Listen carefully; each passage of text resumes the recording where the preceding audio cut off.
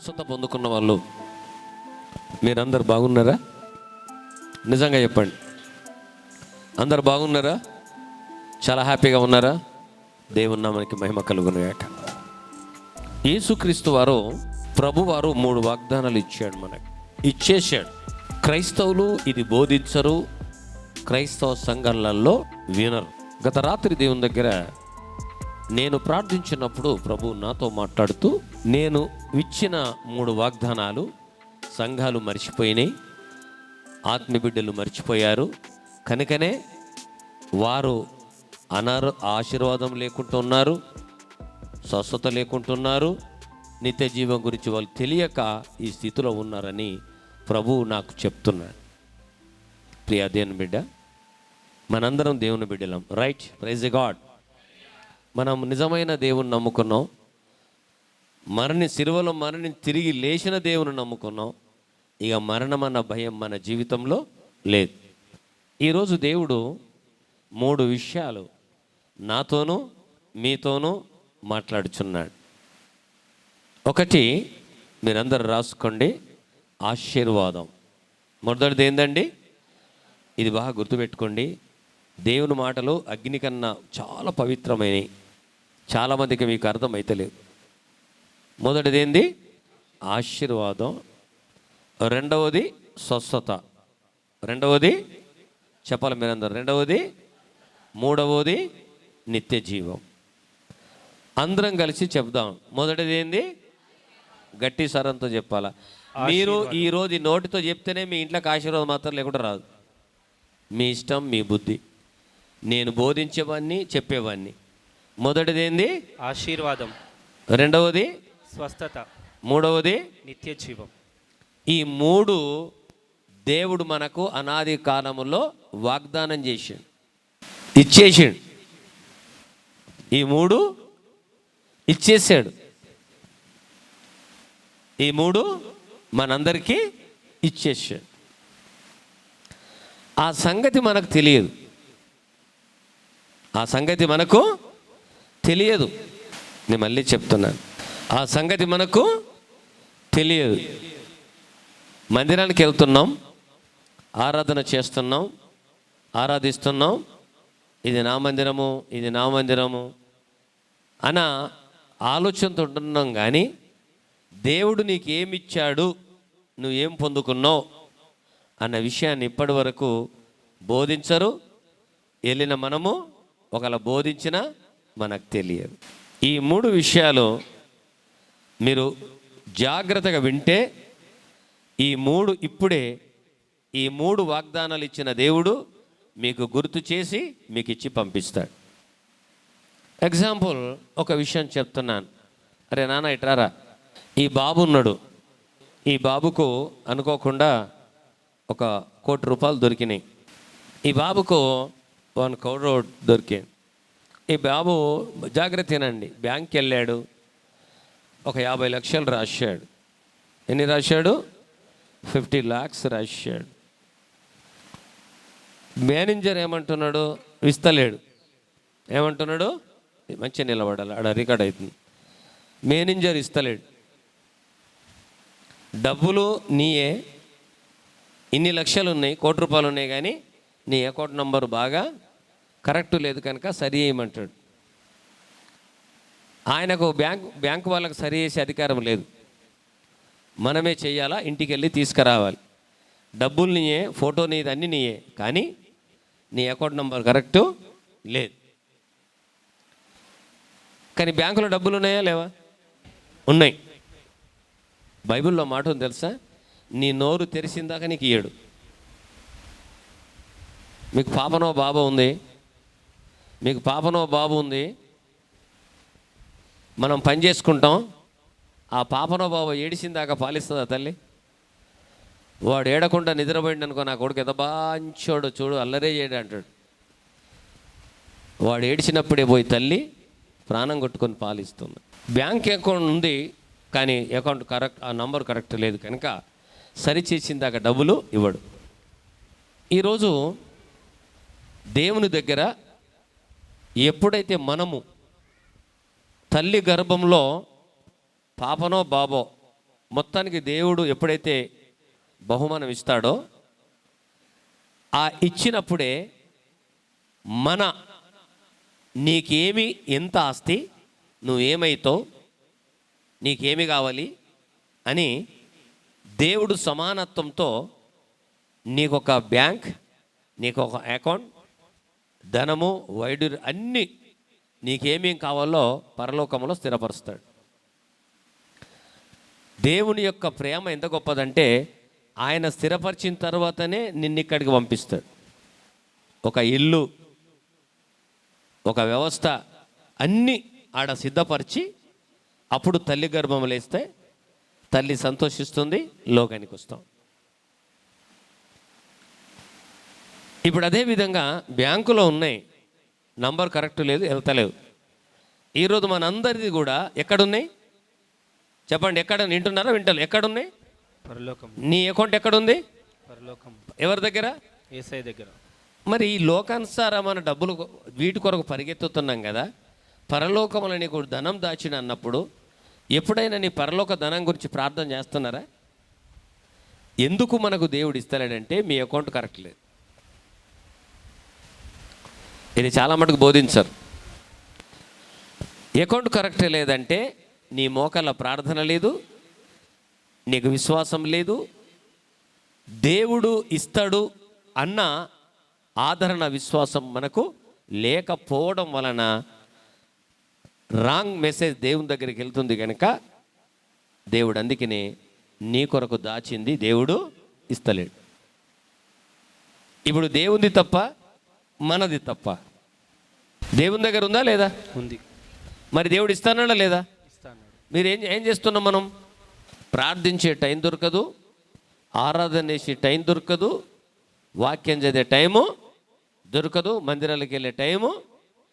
ఈ ఎవరికైతే టైం దొరకదో మీ బ్యాంక్ నంబర్లన్నీ తప్పన్నమాట. కనుక నా తల గుద్దుకో, బండ గుద్దుకో, ఏమన్నా చేసుకో, దేవుడు నీకు ఇయ్యడు, నీ జీవితం మారదు. దేవుడు అనాది కాలంలో మనల్ని ఆశీర్వదించేశాడు. నేను ఈరోజు మీ ముందు నిలబడ్డాను. మేము పడ్డ కష్టాలు, మేము పడ్డ బాధలు, తినడానికి మాకు తిండి లేదు, కట్టుకోవడానికి వస్త్రం లేకుండే, పిల్లలు వారికి మట్టి డబ్బులు దాచుకొని ఇస్తే వాటిలో 5 రూపీస్ మీరేసిన కానుకలను ఆ డబ్బల ఏమంటారు దాన్ని, గల్లబుడ్డిలో జమ చేసుకొని క్రిస్టమస్కు ముందు ఇద్దరు పగలగొడితే ఆ ఇద్దరు డబ్బుల్లో ప్రభువా ఏమని ప్రార్థన చేస్తున్నారు పిల్లలు? ప్రభువా ఈ సంవత్సరం అంతా జమ చేసినాం, నాకు, మా డాడీకి, మా మమ్మీకి, మా అన్నకు, నాకు, మా తమ్ముడికి బట్టలు మంచి రావాల ప్రభు అని పలగొడుతారు. అవన్నీ చిల్లర చేసి ఏమండి వాటిని ఒక షాపులో ఇచ్చి మేము ఆ డబ్బులు తీసుకెళ్ళి వాళ్ళు కొనుక్కునేవారు, మేము కొనుక్కునేవారు. మా దాంపత్య ఇన్ని కష్టాలతో మేము ముందుకు వచ్చినాం. మాకొక గురి ఉంది, ఏంటంటే దేవుడి దగ్గర మా ఆశీర్వాదం ఉంది కనుక ఈరోజు కాకన్నా రేపు విస్తాడని దేవుణ్ణి ఎప్పుడైతే వెంబడిస్తున్నామో వెనుకకు తిరిగి మేము చూడలే. ఆకలికి, బాధకు, వేదన ఇన్ని రకాలు మేము అనుభవించిన మా దేవుడు ఇచ్చే దేవుడని దేవుని దగ్గర విశ్వాసం ఉంచినప్పుడు సమృద్ధి అయిన దీవెనలు దేవుడు కుమ్మరించాడు. ఇంతమంది ఆత్మీయ బిడ్డలను దేవుడు ఇచ్చాడు. ప్రియ సహోదరి సహోదరులారా, ఈరోజు ప్రభు 3 వాగ్దానాలు ఇచ్చాడు మనకి కదా. ఒకటి ఏంటి అండి? ఆశీర్వాదం. రెండవది స్వస్థత. మూడవది నిత్య జీవం. ఎంతమంది కావాలా? 3. రైట్.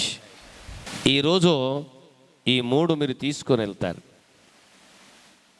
ప్రభు రాత్రి నాకు చెప్పాడు, మొదటిది ఎవరైతే అప్పులతో ఉన్నారో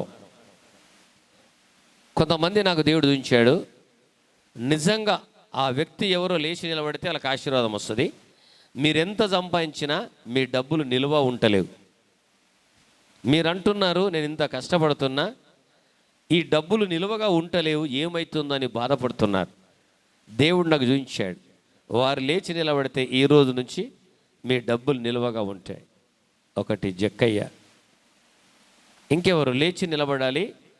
నేను దేవుని ఆత్మ నుండి మాట్లాడుతున్నాను. నేను వ్యక్తిగతంగా నేను మాట్లాడతలేదు. బలవంతంగా మీరు లేచే అవసరము లేదు. మీరు కష్టపడుతున్నారు కానీ నిలవలేదు. మీరు కష్టపడుతున్నారు, ఉంటలు మీరు కష్టపడుతున్నారు. ఈరోజు డేట్ ఎంత? ఓకే, 4. డేట్ ఎంత? Okay, right. ఈ డేట్ మీరు గుర్తుపెట్టుకోండి, మీ హృదయం మీద రాసుకోండి. ఈరోజు సండే కదా, రేపటి నుండి మీరు ఏదైతే పని చేస్తారో ఈ నెలసారి చూడండి, మీ డబ్బులు మీ ఇంట్లో మిగులుతుంటాయి. ఇది మీరు అందరూ రాసి పెట్టుకోండి. 1 2 3 4 5. మీ ఆరోగ్యం బాగుందమ్మా? రైట్. ఒకేసారికి దేవుడు అద్భుతాలు చేశాడు. నీ గొంతు బాగైందా? పాట పాడితే ఇంకా బాగా అవుతుంది. Praise God, hallelujah. Thank you ప్రభు. నాకు చెప్పారు రాత్రి, నేను ప్రార్థించాను.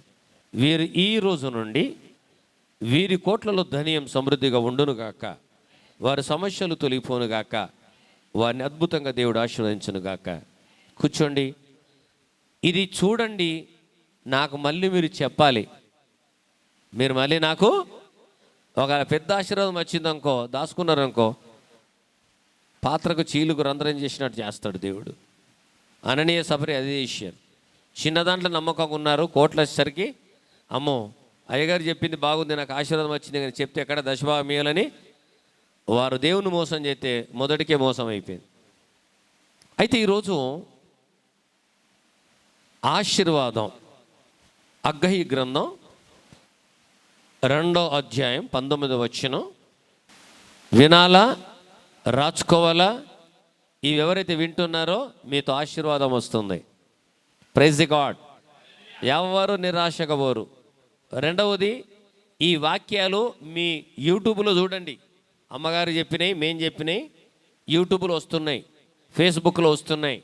మీరు చూడండి, వినండి వాక్యాలు. హగ్గయి గ్రంథం 2వ అధ్యాయం 19వ వచనం. 19వ వచనం త్వరగా, పేజీ నంబర్ 7. కొట్లలో ధాన్యం ఉన్నదా? ఇక్కడ ఇక్కడ చాలా జాగ్రత్తగా చదవాలా. కోట్లలో ధాన్యం ఉన్నదా? ఉన్నదా? Question mark.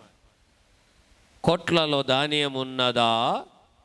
ద్రాక్ష చెట్లైనను, అంజూరపు చెట్లైనను, దానిమ్మ చెట్లైనను, ఒలీవ చెట్లైనను ఫలింపకపోయాను కదా. ఇక్కడ కోట్లలో అంటే నీ ఇంట్లో తినడానికి ధాన్యం ఉన్నదా?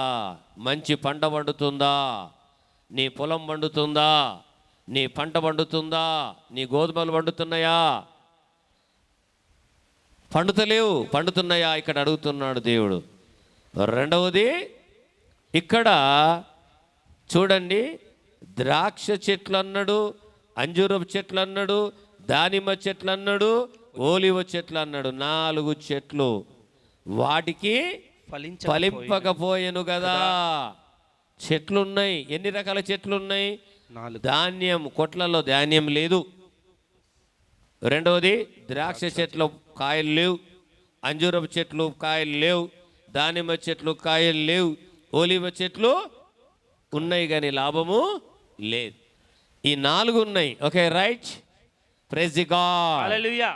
కానీ ఏమన్నాడు ఇక్కడ? గదా అయితే ఇది మొదలుకొని నేను మిమ్మల్ని ఆశీర్వదించదను. చెప్పండి, చప్పడు కొట్టండి ఒకసారి.